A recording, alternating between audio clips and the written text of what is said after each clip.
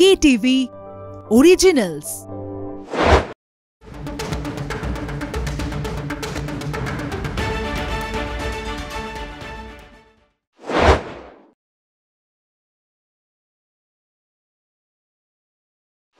নমস্কার, কলকাতা টিভিতে আপনাদেরকে স্বাগত। আপনাদের সঙ্গে এই মুহূর্তে রয়েছে আমি অভিক। চলে এসেছি আজকে স্টেডিয়াম বুলেটিন নিয়ে। Stadium bulletin powered by sister Nivedita university, co powered by Jack olive oil. অবশ্যই স্টেডিয়াম বুলেটিন মানেই আমরা খেলা সংক্রান্ত বিষয় নিয়েই আলোচনা করি। কিছুদিন আগেই আমরা দেখেছিলাম যে প্রথম টেস্ট ইতিমধ্যেই শেষ হয়েছে এবং সেই টেস্টে ভারতের লজ্জার হার, এবং সামনেই শুরু হতে চলেছে দ্বিতীয় টেস্ট, শীঘ্রই রয়েছে সেই ম্যাচ, এবং সেক্ষেত্রে ভারত কতটা প্রস্তুত রয়েছে এবং পাশাপাশি উইম্বলডনও শুরু হচ্ছে আজ থেকে। সেই সমস্ত বিষয় নিয়েই আলোচনা করবো আমাদের আজকে স্টেডিয়াম বুলেটিনে। অবশ্যই আমাদের সঙ্গে এই মুহূর্তে পেয়ে গেছি স্টুডিওতে সরাসরি আমাদের ডিজিটাল হেড অর্পণ ঘোষকে। অর্পণ দা, ওয়েলকাম তোমার স্টেডিয়াম বুলেটিনে আরো একবার। Thank you Abhik. ইতিমধ্যে যে বিষয়টা নিয়ে এখন আলোচনা করতেই হচ্ছে যে আমরা প্রথম টেস্ট পেরিয়ে এসেছি, সামনেই শুরু হচ্ছে 2 জুলাই থেকে দ্বিতীয় টেস্ট। ভারতের ক্ষেত্রে অনেকের অনেক রকমের আশা ছিল, কিন্তু লজ্জার হার হয়েছে। কি মনে হচ্ছে সেকেন্ড টেস্টের জন্য ভারত কি কতটা প্রস্তুত, নাকি সংশয় থাকছে ভারতকে নিয়ে?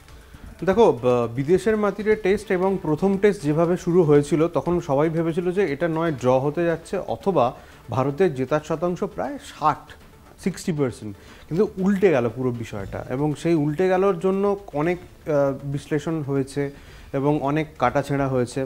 তো যে বিষয়গুলো সবার সামনে উঠে আসছে অভিক, যেটা খুব দরকার, সেটা হচ্ছে যে যখন প্রথম টেস্টে 5টা সেঞ্চুরি এসেছে ভারতের ব্যাটারদের থেকে, তার মধ্যে 2টো হচ্ছে ঋষভ পান্ত ফার্স্ট ইনিংস, এবং সেকেন্ড ইনিংসে ঋষভ পান্তের 2টো সেঞ্চুরি রয়েছে।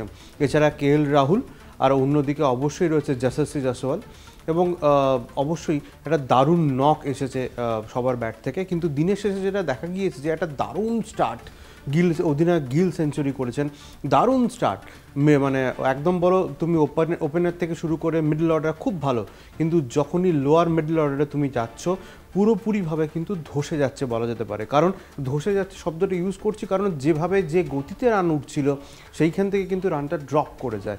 এবং সেকেন্ড ইনিংস তুমি যখন দেখো ইন্ডিয়ার, তাহলে 31 রানে লাস্ট 5টা উইকেট পড়ে, যেখানে রানটা 550 প্রায় 500 প্লাস নিয়ে যাওয়ার মানে চলে যাচ্ছিল, সেখানে রানটা মাত্র 471-এ আটকে যায়। এবার ডেফিনেটলি যেভাবে খেলা হয়েছে, প্রায় 80 থেকে 100 রানের মতো শট, এবং শট এই কারণে বলছি যে টেম্পারমেন্টে খেলা চলছিল সেটা কিন্তু কোথাও গিয়ে লস হয়ে গেছে। তো এটা অবশ্যই ভারতের টিম ম্যানেজমেন্টকে মাথায় রাখতে হবে। এবং সবচেয়ে বড় কথা, বোলিং ইউনিট, বুমরা কিন্তু একা কোনো ম্যাচ জেতাবে না। হ্যাঁ, ডেফিনেটলি বুমরার সেই ক্ষমতা রয়েছে একা ম্যাচ জেতানোর। যদি তুমি প্রথম টেস্টের ফার্স্ট ইনিংস দেখো, 5টা উইকেট বুমরা নিয়েছে, সেকেন্ড ইনিংসে কিন্তু কোনো উইকেট পায়নি। তাহলে বুমরাকে সাপোর্ট দেওয়ার মতো কে রয়েছে অভিক?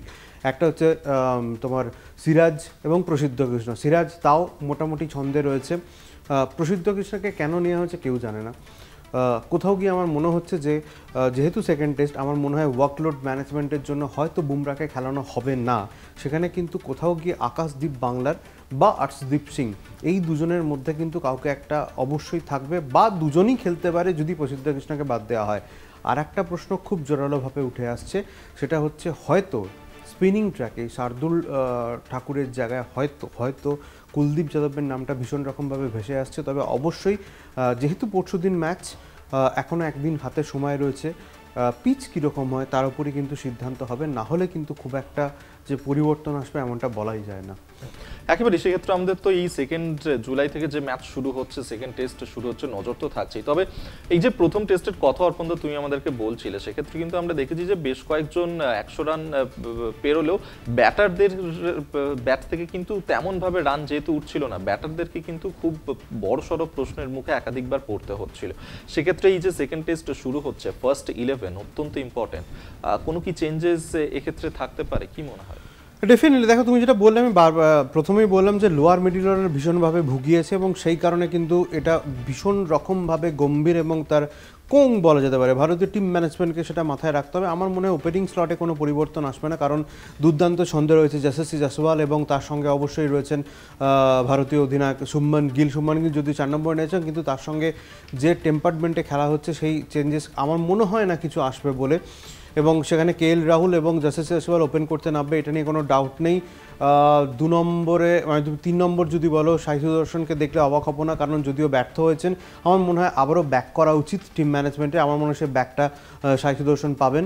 এবং 4 নম্বরে ডেফিনেটলি শুভমান গিল, এবং 5-এ ঋষভ পান্ত, এবং 6 নম্বরে করুণ রায়ের। আমি আবারও বলছি যে করুণ নায়ার এবং সাই সুদর্শন দুজনকেই হয়তো ব্যাক করা হবে এবং ব্যাক করা উচিত। করুণ নায়ার দুর্দান্ত ছন্দে রয়েছেন, প্র্যাকটিস ম্যাচে খুব ভালো হয়েছে, ডেফিনেটলি হয়তো ইন্টারন্যাশনাল ম্যাচে প্রথম টেস্টে তার রান ভালো আসেনি, প্রথম টেস্টে একদম প্রথম ইনিংসে 0, তারপরে কিছুটা রান এসেছে। আমার মনে হয় করুণ নায়ারের প্রতি ভরসা রাখাটা উচিত, কোথাও গিয়ে জাদেজা ডেফিনেটলি হবে।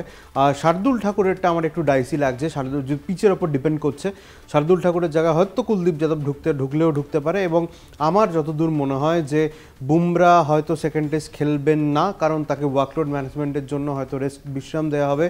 তার বদলে আকাশদীপ এবং হর্ষদীপ সিং ঢুকতে পারে। সেখানে গিয়ে কোথাও গিয়ে আমার মনে হচ্ছে যে প্রসিদ্ধ কৃষ্ণের কোথাও একটা রিপ্লেসমেন্ট হলেও কিন্তু হতে পারে, কারণ সিরাজ কিন্তু ছন্দে রয়েছে। প্রসিদ্ধ কৃষ্ণকে দেখে কিন্তু সেই রকম কোনো কিছু লাগেনি, যদিও উইকেট পেয়েছে।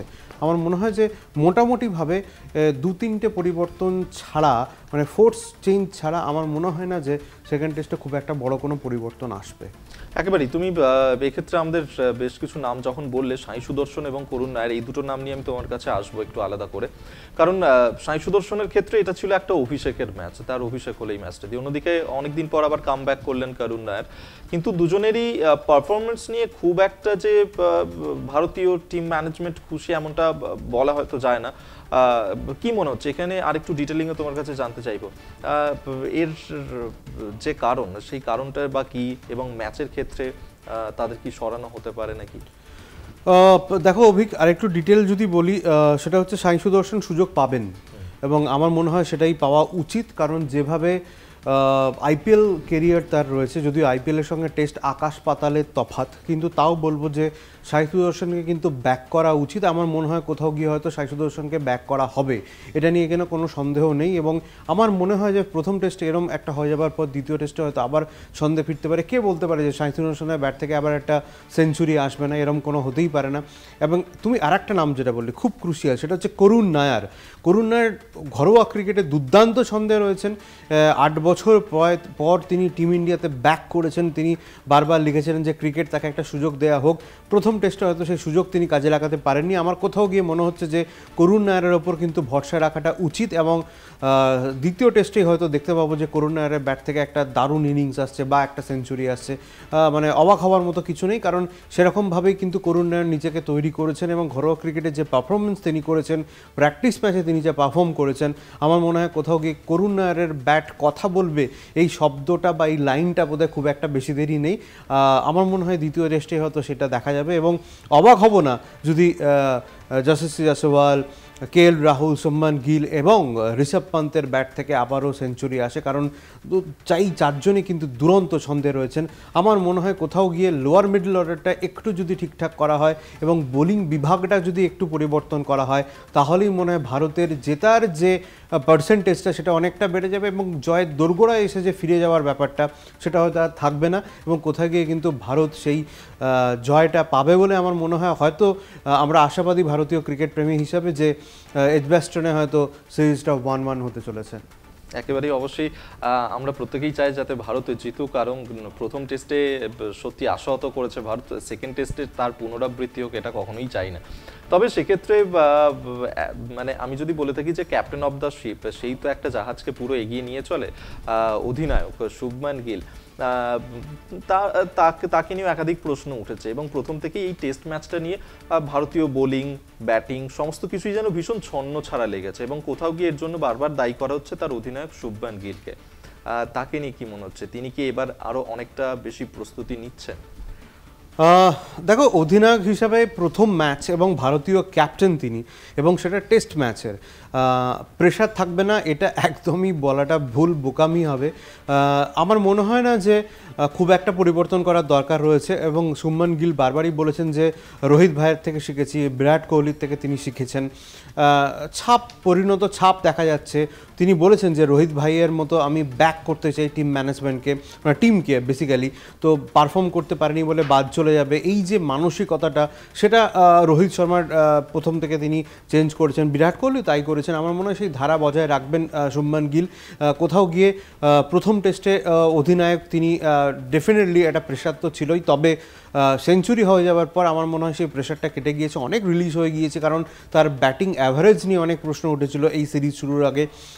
আমার মনে হয় যে এবার বোধহয় শুভমান গিল ডেফিনেটলি খুব ছন্দে তো আছেন, ব্যাটারের দিক থেকে, ব্যাটিংয়ের দিক থেকে বলা যেতে পারে অধিনায়ক হিসেবে বোধহয় অনেক ফুরফুরেভাবে নামতে পারবেন, কারণ কোথাও গিয়ে নিজের পারফরমেন্স যদি কথা বলতে শুরু করে তাহলে একটা এক্সট্রা কনফিডেন্ট গ্রো করে। আমার মনে হয় সেটা শুভমান গিলের হয়েছে এবং দ্বিতীয় টেস্টে হয়তো সেটা ঝলক আমরা দেখতে পাবো। তবে খারাপ অধিনায়কত্ব তিনি করেননি।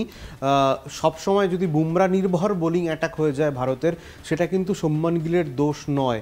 এবার কিন্তু আর যারা সাইড বোলার রয়েছেন, যারা সাপোর্ট দেওয়ার জন্য বুমরাকে রয়েছেন, মোহাম্মদ সিরাজ রয়েছেন, আকাশদীপ রয়েছে, আর্শদীপ সিং রয়েছে, প্রসিদ্ধ কৃষ্ণাকে হয়তো খেলানো হবে, এই বোলারদের কিন্তু পারফরমেন্স করতে হবে। রবীন্দ্র জাদেজা রয়েছে, শার্দুল ঠাকুর রয়েছে, কুলদীপ যাদবকে যদি খেলানো হয় তাকেও কিন্তু সেই পারফরমেন্সটা দিতে হবে। একা বুমরা নির্ভর বোলিং হলে যে কোনো টিমের, সে যে টিমই হোক না কেন, সে শুভমান গিল হোক বা অন্য কোনো টিমই হোক না কেন, এটা বাড়তি প্রেশার হয় যে আমার উইকেট টেকিং বোলার নেই এবং সে যদি তার দিন ভালো না যায় তাহলে তাকে সাপোর্ট দেওয়ার মতো কেউ নেই। তাই সেই দিক থেকে বলতে গেলে শুভমান গিল ক্যাপ্টেন্সি হয়তো খারাপ করেননি, কিন্তু কোথাও গিয়ে বোলিং বিভাগটাকে আরও শক্তিশালী করা দরকার, আরও পরিণত করা দরকার বলে আমার মনে হয়। অবশ্যই আলোচনা তো জমেই উঠেছে, অর্পণদা আমাদের সঙ্গেই রয়েছে। আর যেহেতু সেকেন্ড টেস্ট শুরু হতে চলেছে, ভারতের জন্য খুব ইম্পর্টেন্ট আরও একাধিক ইম্পর্টেন্ট প্রশ্ন কিন্তু আমাদের কাছেও রয়েছে, অর্পণদার কাছে সেই সমস্ত প্রশ্ন নিয়ে জানবো। তবে এখন সময় হচ্ছে একটা ছোট্ট বিরতি নিয়ে, আর বিরতির পর আবারও ফিরছি স্টেডিয়াম বুলেটিন নিয়ে। কোথাও যাবেন না, সঙ্গে থাকবেন।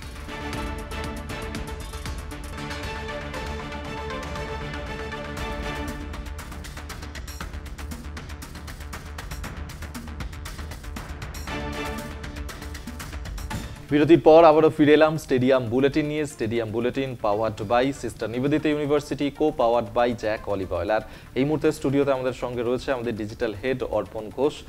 জমজমাট আলোচনা চলছে সেকেন্ড টেস্ট ম্যাচ নিয়ে। আর যে প্রশ্নটা এই মুহূর্তে আমি অর্পণদার কাছে জানতে চাইবো যে রবীন্দ্র জাদেজা তিনি অবসর নিতে পারেন, তার অবসর নিয়ে বেশ কিছুদিন ধরে একটা জল্পনা চলছে, কি মনে হচ্ছে বলে তো অবসর কি নেবেন তিনি? দেখো অভিক, তোমায় জানিয়ে রাখি যে এই জল্পনাটা কিন্তু কয়েকদিন আগে বেশি করে জোরালো হয়েছে। তার একটাই কারণ হচ্ছে ঋষভ পন্ত বলেছে যে রিটায়ারমেন্টকে নিয়ে বাধাইও, তো সেই কারণে কিন্তু এরকম ঘটনা ঘটেছে। কিন্তু এমনটা তাই নয়, পুরোটাই কিন্তু একদম মজার ছলে। কারণ বারবার যে প্রশ্নটা নিয়ে উঠছিল গল্পটা, সেটা হচ্ছে যে টি-20 ওয়ার্ল্ড কাপ হয়ে যাবার পরই কিন্তু রোহিত শর্মা এবং বিরাট কোহলি টি-20 বিশ্বকাপ থেকে অবসর নিয়েছেন এবং তারপরেই কিন্তু রবীন্দ্র জাদেজা জানিয়ে দিয়েছিলেন যে তিনি অবসর নিচ্ছেন। এবং তখনই জল্পনাটা বাড়তে শুরু করে যে যখন বিরাট কোহলি বললেন যে টেস্ট তিনি আর খেলবেন না, তারপরে রোহিত শর্মা, তখনই আবার প্রশ্নটা তাহলে কি একই ধারা অব্যাহত থাকছে রবীন্দ্র জাদেজার জন্য? তিনিও কি হয়তো এই টি-20 ওয়ার্ল্ড কাপ পর যেমন ছেড়ে দিয়েছিলেন, এবারও কি তাহলে টেস্ট থেকে তিনি অবসর নিচ্ছে? তবে এমনটা নয়, তিনি বলেছেন, রবীন্দ্র জাদেজা পরিষ্কার জানিয়ে দিয়েছেন তিনি শুধুমাত্র টি-20 ক্রিকেট খেলবেন না, তবে তিনি ওয়ানডে এবং টেস্ট এখনও খেলা চালিয়ে যাবেন, কারণ এখনও তার খেলতে ভালো লাগছে।